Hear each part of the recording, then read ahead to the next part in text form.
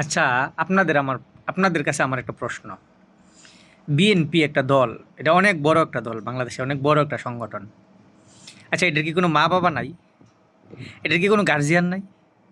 এটার যে একটা দায়িত্ব পালন করে, যেরকম তারেক রহমান, মির্জা ফখরুল, তাদের কোনো পদক্ষেপ আমি দেখতেছি না।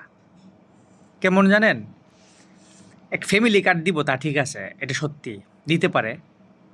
একটা দলের এরকম একটা আশা আশা আকাঙ্ক্ষা থাকতে পারে যে আমরা ক্ষমতায় গেলে আমরা এটা দিব।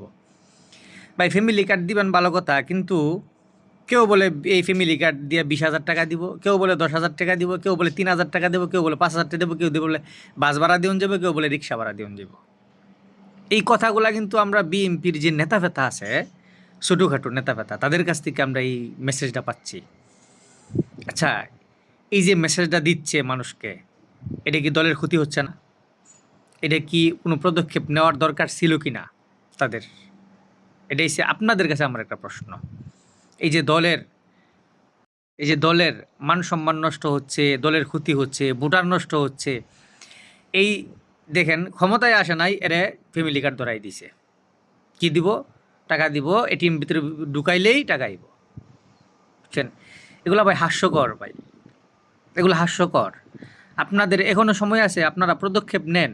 আপনাদের বুট আছে, আপনাদের বড় দল বিএনপি, আওয়ামী লীগ, দুইটা দলই তো বাংলাদেশে, ঠিক আছে?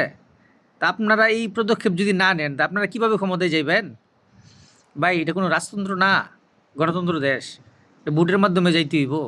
ধরেন আপনি যে কোনো কৌশলে ক্ষমতায় গেলেন, গিয়ে টিকে থাকতে পারলেন না, তখন তো শেখ হাসিনার মতো এই সেম পরিস্থিতি ফেস করতে হইব। ঠিক আছে? তো মির্জা ফখরুল এবং তারেক রহমান, তাদের উদ্দেশ্যে আমার মেসেজটা।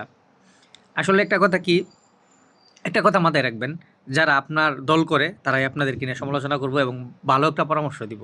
তাদেরকে কখনো আপনারা ওই ব্যাড কমেন্ট করবেন না, বা ওই বাজে সমালোচনা করবেন না যে আমরা দলের ক্ষতি করতেছি না। দলের ক্ষতি করতেছে কারা?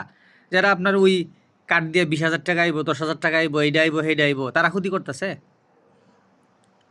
ঠিক আছে? তো ভালো থাকবেন সবাই।